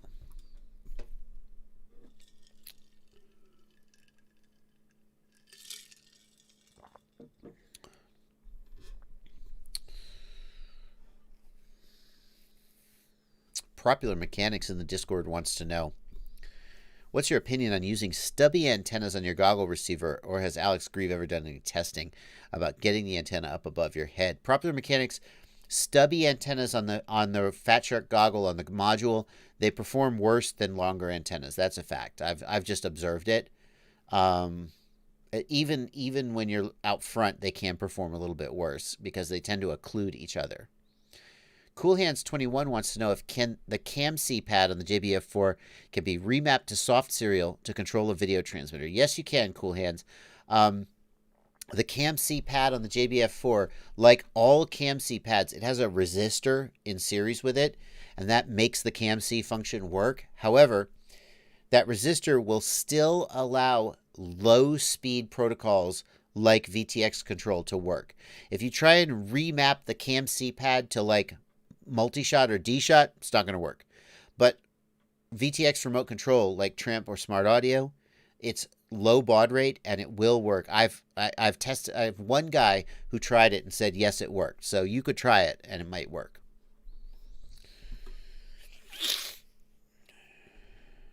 Seven Biker Boy 7 asks in the pleb chat, hey Joshua, I'm using the T-Motor F55A Pro 2 4-in-1 ESC, which has telemetry and current sensor, but my DAL-RC F722 dual plug doesn't have telemetry, just current. Where should I solder the telemetry? Well, honestly, 7 Biker Boy, just use the current sensor and skip the telemetry. What's it going to give you? It's going to give you motor RPM. Well, you can get motor RPM through bidirectional D-shot, which you should be using on modern flight controllers. Betaflight 4.1, bidirectional D-shot, do it. And then you've got motor RPM. Now, what else will ESC telemetry give you? Current sensing. Well, you've got that. And ESC temperature. Who cares? So just skip telemetry would be my opinion. However, if you really want to do it, hook the telemetry wire up to any free UART RX pad. That's where it goes.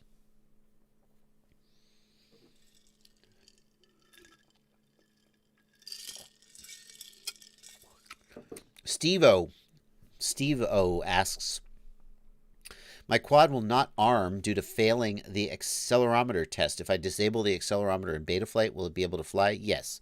Yes, it will, Steve O. However, if you want to fix the problem, number one, calibrate the accelerometer, and number two, set the max arm angle in the configuration tab to 180 degrees, and then it'll arm even when the accelerometer is not flat. Hot Rods FPV wants to know if I missed his super chat. I might have. Oh, I did. Thank you for reminding me, Hot Rods. Hot Rods FPV, thank you for a belated thank you for $5 in the super chat. I have an Astro X V2 PDB and a Revolt V2. It's my first time using a PDB. Do you have a video explaining wiring? Want to make sure I wire it correctly. To be honest with you, Hot Rods, no. It's been so long since PDBs were like the thing that people do. I haven't done a build with a PDB in a long time. Most of the time, you either use an all-in-one flight controller, which has a built-in PDB, or use a 4-in-1 ESC. The short version is that the ESCs and the XT60 will solder to the PDB. The signal wires from the ESCs will solder to the flight controller. Let's just check the Astro X PDB. Sometimes the PDB has signal connections, but I don't think it usually does. Let's just check this one. So we look at the Astro X PDB up close. Can I make the picture bigger? Can I? No. Open a new tab. How about that? No. Zoom in. There we go. Let's see what we got here. So here's where your XT60 is going to go. That's easy. It's got freaking screw terminals for the ESCs. Are you kidding me? I can't decide if that's brilliant or stupid. Let's just assume it's brilliant. What the hell? That's amazing. What the who is this PDB for? All right. So this is where your ESC power wires are going to go. And here's where they want your signal wires to go, but I would solder to these pads. I would not screw around with two-prong servo connectors. I would just solder to these pads for the signal wires. Yeah. And then how is it going to connect to the flight controller? Hello? How does it connect to the flight controller then? Hang on. No, don't do that. No. Just connect the signal wires directly to the flight controller. But does the Revolt have the ability to do that? Hang on.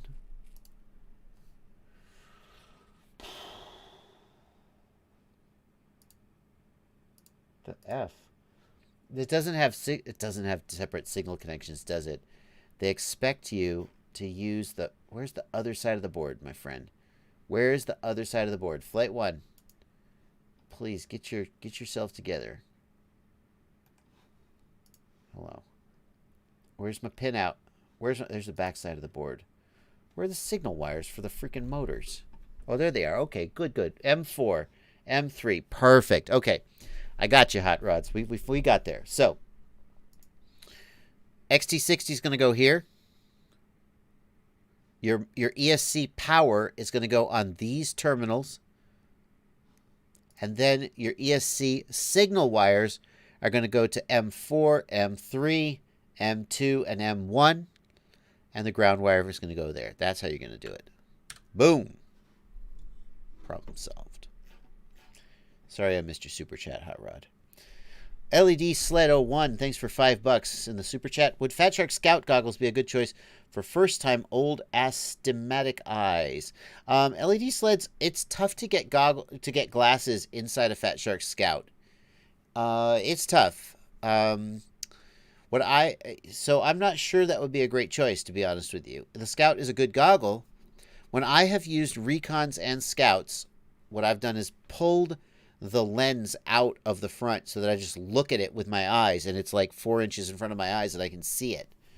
But depending on how bad your eyes are, that might not work for you. If you use corrective lenses, the FXT Viper is a great choice because it goes on your head, not your face, and your goggles fit underneath it. Also, the DJI system goes over your goggles, I feel obligated to mention. Zach Cagley, thanks for $2. Daytona Jim 78, thanks for $2.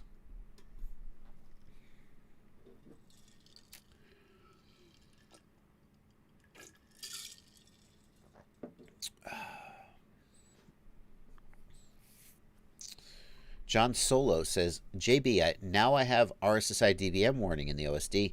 The alarm is set for 40. The RSSI is 93, but the warning's still flashing.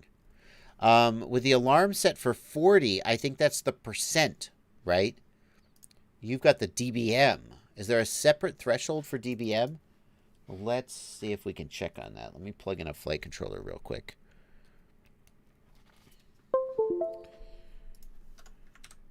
So if we go to the OSD tab, is this Betaflight 4.1? It is. So alarms, RSSI. So they've only got an RSSI alarm, but what about the RSSI DBM alarm? I'm not sure about that. You can see that what I've done is I've just turned the RSSI alarm all the way down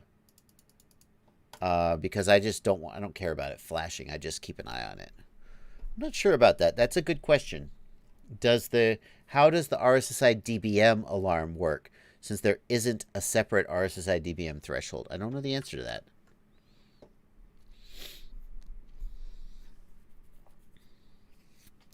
Wiccan FPV wants to know if RPM filtering works with 3D. As far as I know, it does. Do SMA adapters degrade the signal, asks Mark Dibble. Is it okay to use two 45-degree adapters to orientate a directional? Mark Dibble, yes, they do degrade the signal by a small amount. Not a huge amount, but they do degrade it. You don't want to use more than you have to. If you want to use two 45-degree adapters, go for it. But if you can avoid doing it, you will get a little bit stronger signal by doing it. Toby Murison points out the Scouts have glasses cutouts on the side with removable foam. Is that true, Toby? I may be thinking of the Recon only. Hang on, I've got a set of Scouts. Let's check.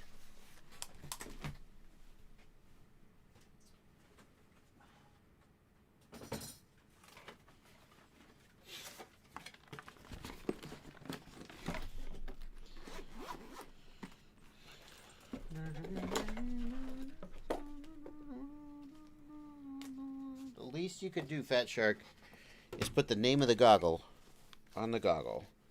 Is this the Scout? 99% that it is, but I'm not 100.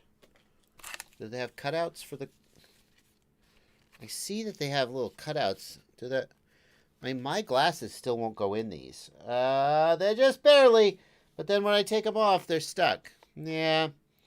I see the cutouts you're talking about. Let's show the whole chat the cutouts while I put my glasses back.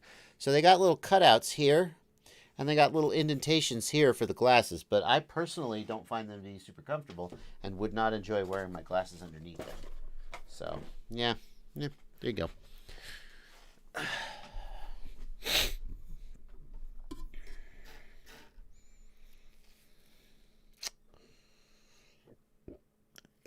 Cage Drummer wants to know, how do I know if my ESC is broken? Cage, if you raise the motor slider in the Betaflight Motors tab and the motor doesn't spin smoothly, it stutters. I mean, not just at the very beginning. Normally the motor will skip a tiny bit when it's first starting up, but then it'll idle smoothly. If it just goes and not spins, that's a sign that the ESC or the motor is damaged. Then I've got another video I made about testing an ESC with a multimeter. It's this video. I'm Joshua Bardwell, and you're gonna... Oh, hello. Take it easy, Joshua. It's this video thanks to LiveU FPV. He is linked in the video description. He is the one who showed me this tip. And here's the link to my video about testing your ESC. Ciotti FPV is here. Ciotti. Monday night FPV party. Ciotti, how's your Miata doing? Ciotti Miata. Ciotti drives a Miata. It got in a little bit of a wreck, but he's getting it fixed. I'm looking forward to hearing about it and getting it back going again. Then Ciotti's Miata, me and my Mustang, and Steele and his Tesla, or maybe his Lotus. We're going to go rip up North Georgia mountains, and Steele's going to be faster than all of us. Son of a bitch.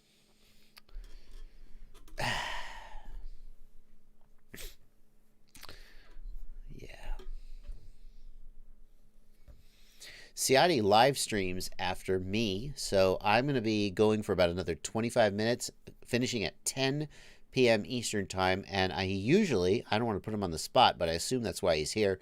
He usually live streams after me on Sunday afternoon and Monday evening. So, Alex Dalton, you are damn right, my friend. Steele's Tesla will beat us all off the line. You cannot beat an electric car for off-the-line speed. And he'll also beat us to, he'll just win. The Tesla will just win every time. So, you know where the Tesla won't win? On the skid pad, am I right? It's because it's heavy. It doesn't corner well, but it's still a really good car. Yeah.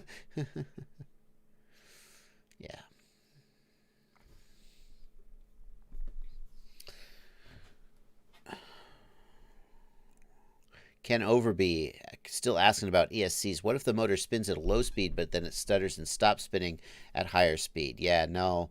Probably the motor's damaged, but it could be the ESC. Swap the motor. If that doesn't fix it, swap the ESC. Flacky asks in the Discord, so the DJI Air unit needs a specific flight controller? No. The DJI Air unit can work with any flight controller or no flight controller. The DJI Air unit doesn't have to connect to a flight controller. It's just, think of it like an FPV system. However, if you connect the DJI Air unit to your flight controller, you get some bonus functionality. For example, the Air unit will show you your battery voltage in the goggle. That's nice to have. And it will start and stop DVR recording automatically when you arm and disarm. That's pretty nice. The specific flight controllers that you're asking about, they have a plug designed to plug into the Air unit.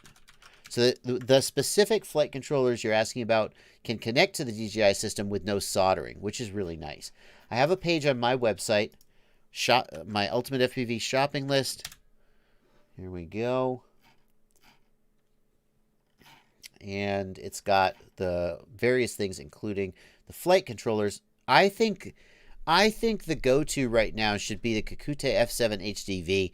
I haven't seen the new iFlight one, which is the iFlight is a 20mm one that has. So I got to get that added as soon as my new website goes up. But the Kakute F7 HDV is a pretty good choice. It's an F7 for about $40. It has a plug built in. You can read. You can read the comparisons if you want to. The Newbie Drone Infinity is pretty good too. But there you go. Yeah, Wiccan FPV says the DJI Air unit requires a good power regulator. That is true. Yep. Vaughn FPV says, please help. Mobula 7 HD FlySky stuck in bind mode after firmware flash. Vaughn FPV, the number one thing that causes a flight controller to be stuck in bind mode is a broken bootloader button or binding button. The button on the flight controller may be damaged and it's stuck in the binding position. Unfortunately, the way to fix it is to remove the button from the board. At which point, now how do you get back into bind mode? Yeah. Nicholas Schwartz wants to know if it's DJI or DJI. It's whatever the hell I say it is. Take it easy, solder Nazis. Solder. Who cares? Shut up. Let's just have a good time. DJI. You know what I mean. Shut up. Okay. Vaughn FPV says it clicks when I push bind. Yeah, I know, but that doesn't mean it's not broken. If it's stuck in bind mode, though, I mean, can you connect?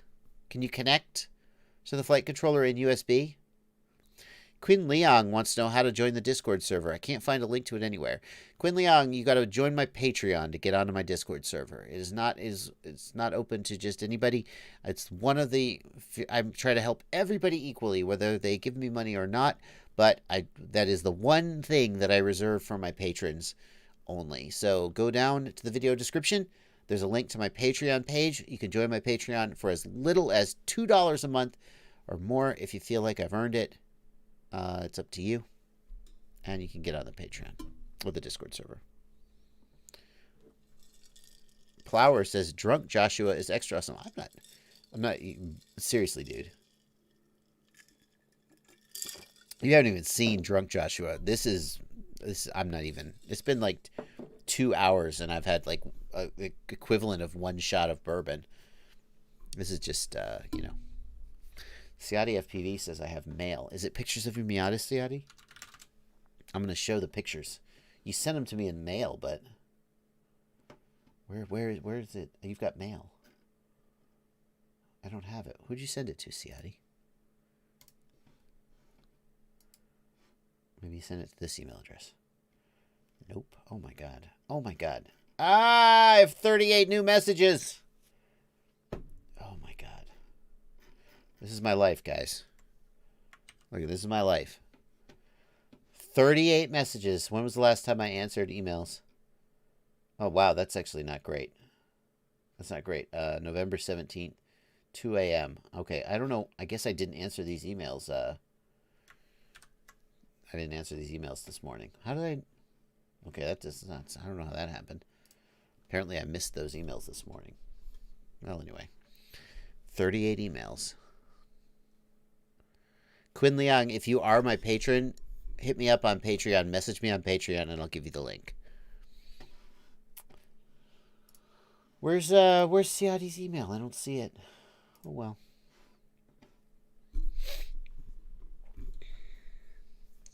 Some kid wants to know if there's a good way to record flights like a GoPro, but under $100.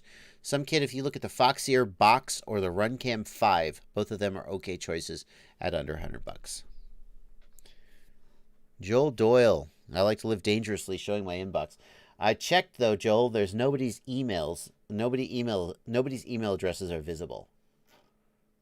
But yeah, these are the emails that I get. So since 2 a.m. this morning, it looks like I have 38 emails on this particular inbox. There you go.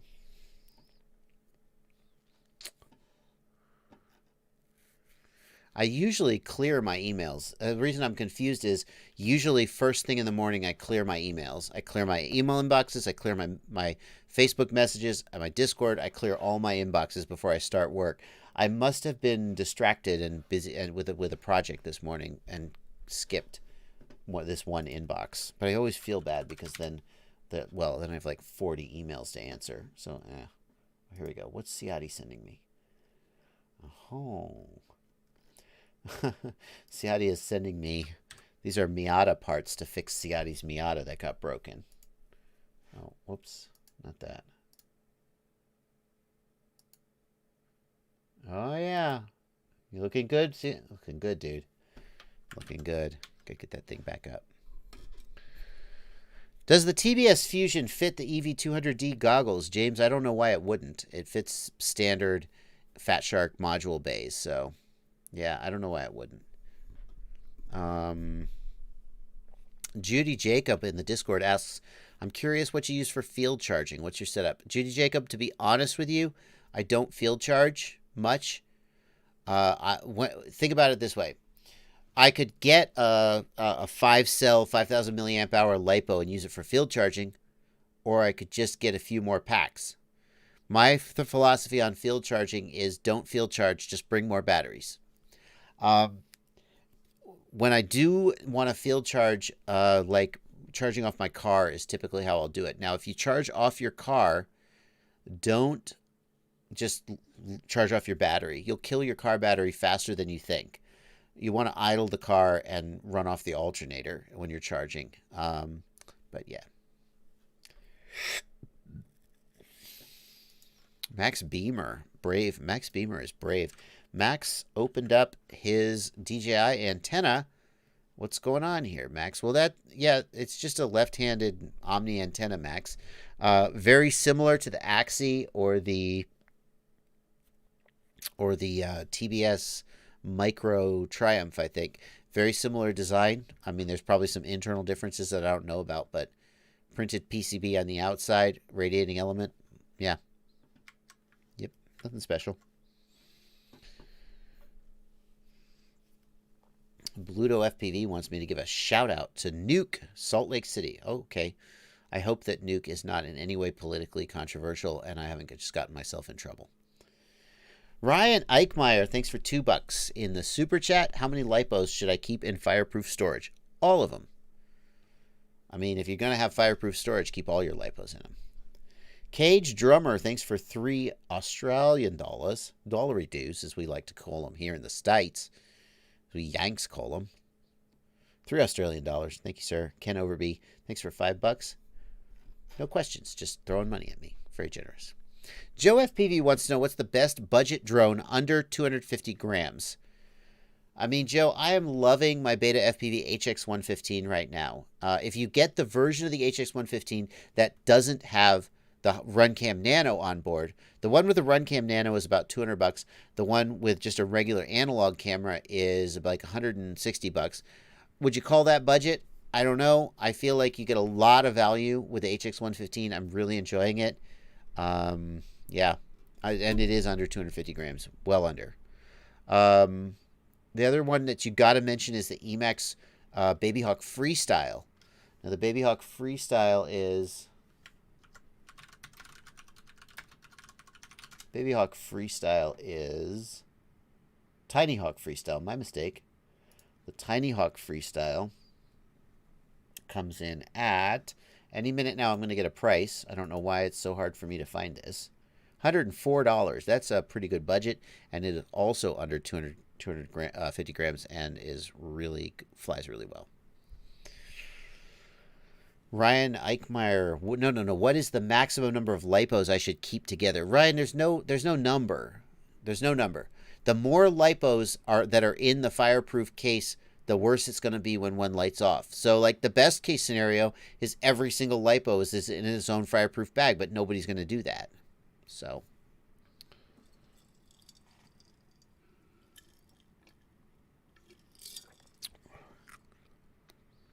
I can tell you, talking about the DJI antennas, that the aftermarket antennas do improve things. I specifically got to test the True RC stubby DJI antennas, and they were better than the stock antennas. Bluto FPV and Fuse FPV want me to shout out Nuke, the Northern Utah quad enthusiasts. Again, very risky doing shout outs on the internet because I'm going to find out that it's actually like some hyper-conservative white supremacist group, and I shouted them out, and then I'm going to get in big trouble. But as far as I know, Nuke is the Northern Utah quad enthusiasts, and assuming that that's true, you guys rock.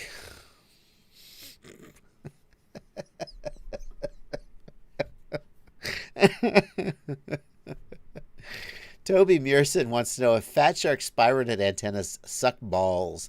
No, they're actually really, really good antennas. Nobody's impressed with them, but they're really good antennas.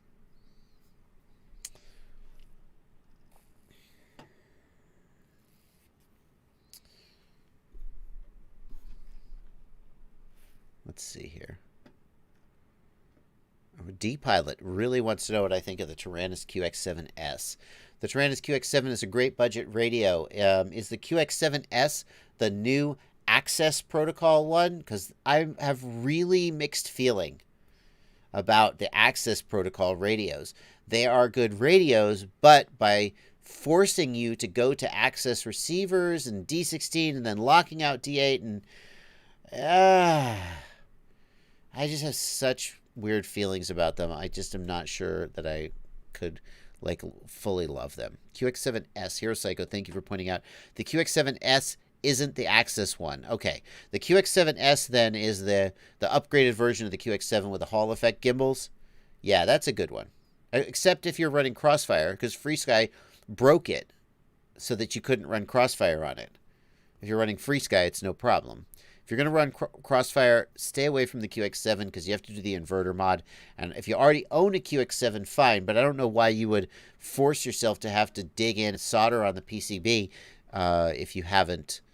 Why would you put yourself in that position? If you know you're going to run Crossfire, I would personally stay away from the QX7 myself. But yeah, that's a good radio. Lipos in separate bags, but in an ammo can with a hole drilled in the lid. Well, if a lipo lights off inside a bag, I don't know, guys. You're really thinking this. I don't know. It's better to have them in bags. It's better to have them in a fireproof can. They're all They're all just on the table. Here's the thing. Don't be a dumbass with your batteries, and you won't have any problems with them lighting on fire. Okay? Like, if you crash and your battery is bent in half like a taco, and you go, oh, but it was $25. I don't want to throw it out. I'll try to charge it. No, see, that's your down. Now you're going to have a fire. When batteries get damaged, get rid of them. Don't charge them to 4.5 volts per cell. Don't charge them at 17 amps for a single, just be safe. And usually your batteries don't light on fire.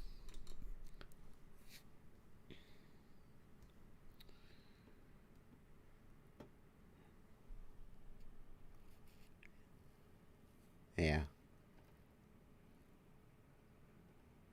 People are plugging the Bat Safe. The Bat Safe is very good. Bat Safe is the best. Oh, nope. I don't need to have my emails and my messages up.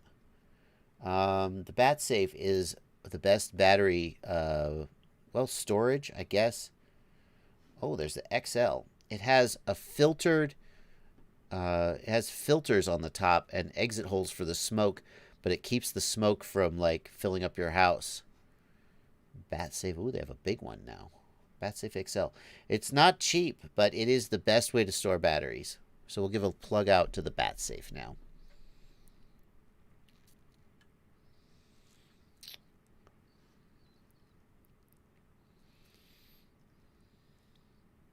Do not. Alex Dalton says, if you want to try to save batteries by charging them with nickel metal hydride mode, be careful. I've had 2 fires that way. Don't do it. It's not worth it. Here's the thing. When you discharge a battery down to 0 volts, you can get it back with nickel metal hydride charging, but it's going to perform like crap, and it's going to be a fire risk for the rest of your life. Don't do it. Don't do it.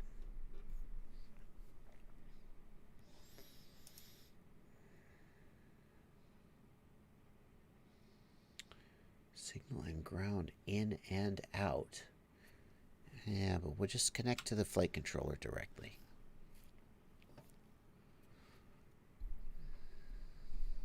Alrighty, guys. Ignis FPV, thanks for 20 hey eyes. Check my message in Discord. Alright. Who are you in Discord? Wilson Jr. in Livestream chat. Oh my god, we're on a freaking treasure hunt here. Wilson Jr. in Livestream chat. Dude, where are you, man? There we are. Wilson Jr. is having issues with vibration in Jello. That's going to be a tricky one to troubleshoot, Wilson, especially here at the end of the live stream. I'm gonna put that off, but you can direct message me and we'll talk about it. Thank you for your donation. What's the best Cinewhoop under 250 grams? Do the Cinewhoops usually come in under 250 grams? I doubt that. I'm not sure that they do, Maxi Dev. I mean, I haven't put one on a scale, but I built one with... Me and Paul Nurkla built one for a Rotoride episode, and we flew his. My gut feeling is they are over 250 grams, especially with a GoPro. There's no way your Cinewhoop is under 250 grams with a GoPro. So whatever you're talking about, it's not a Cinewhoop. Ryan Eichmeyer, thanks for $5 in the super chat. What are your thoughts about flying long range with Crossfire and QX7? Will the latency be that bad? No, Ryan Eichmeyer, I have to tell you, I helped Ken Herron. Ken Herron, if you know him, he has a YouTube channel. He came over to my house this weekend and we did a little collab. And one of the things we did is I helped him finish an analog build that he was working on. And we set up his QX7 with Crossfire, and I didn't want to do the inverter mod right there because I didn't want to take a chance on screwing up his radio. So I just set the software to the lower baud rate. And I test flew his quad, and I don't know, it felt fine. So especially if you're flying at long range where you're not doing proximity stuff, you can safely just knock the baud rate down, not do the inverter mod, and you'll be fine. Richard Crook says, you referenced the North Georgia mountains. So do you live in Georgia? No, I live in Knoxville, but Ciati lives in Atlanta. And so if we were to go do a little driving together, Richard, we would do it in the North Georgia mountains. Thank you for $5 in the super chat, Richard. We got 5 minutes left on the stream, and then Aaron Ciotti is going to be streaming on his channel. I'm sure he will be pasting the link. You guys can go over there and keep watching some more awesome live streaming. He is a really knowledgeable guy. Aaron, go ahead and post that link again. Doesn't TBS sell a pre-made PCB that is the inverter mod? Yes, ZFPV, but don't you have to remove the old inverter? And I've known people to damage their boards, their radio control board, for trying to remove the old inverter. Wolfpen Gap is calling my name, Ciotti. I got to quote Ciotti to do an upgrade on my car. New intercooler, down tube, exhaust, the whole bolt-on mods, and thinking about whether to do that. Nick Sebring says, Josh, I've subscribed and rung the bell. Why am I not getting notifications for your streams? Nick, I don't know, man. I wish you were. We got to kick YouTube in the balls, dude.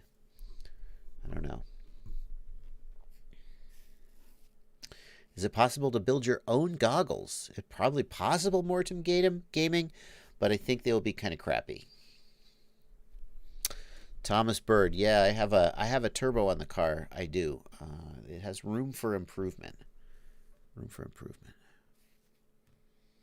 Does the Jumper T16 Pro require an external module for Spectrum receivers? The 4-in-1 module that comes with the Jumper can do Spectrum Sniper FPV. However, there's a bug in the firmware right now that's making it not work. So the answer is yes, it can do it. If it has the internal board, then yes, it can absolutely bind to a Spectrum. But it currently has a bug and it won't work. Ciotti FPV says, oh boy, Josh was going off the automotive deep end. Welcome to hell, my friend. Ciotti, I would only be going off the automotive deep end if I was doing the work myself, but I don't have the time or the courage to take my car apart. I know everybody says, oh, it's so easy. Yeah, no, but I got better things to do. So I'm only going off the automotive deep end in as much as I might just pay someone else to do the mods to the car. Yeah. Ciotti related? No, he's just awesome. He's just awesome. All right, guys. We're about 2 minutes from wrapping up. Ciotti's live stream is going to be picking up at 10 p.m. Ryan Eichmeyer. Ryan, you've been given a lot of super chats. Thank you for your generosity, dude. Do you think you could do fire-safe box tests someday with LiPos, possibly with more than one LiPo and one fire-safe box? I probably won't do that, Ryan, but those tests are out there on the internet. If you don't want to buy a bat safe, the next best thing is an ammo can with hardy board in it, the cement fireproof board, and line it with hardy board, and then that's actually pretty good. Anyway, yeah, Zane Kruger, dude, don't spam the chat, Zane. Hi, please. Okay, everybody look at Zane. Hi, Zane. Please. What? I don't know what you're trying to ask, dude. It's a live stream, though. Listen, Zane, message me. Everybody out there who's thinking of spamming the chat, you can just go on Facebook and message me, and you will have my full attention, except for the fact that I have like 50 unread messages at this exact moment because I had a busy day. Let's get out of here. Thank you guys so much. I will be back streaming. Am I going to be back this Sunday? Because Thanksgiving's coming up. Nope. It looks good. Sunday the 24th and Monday the 25th at my usual times. And more content coming out this week. Thank you guys so much for watching. Go check out Ciotti's stream. He's posting the link in the chat. That's going to do it for me, though. I am out of here. Happy flying, everybody.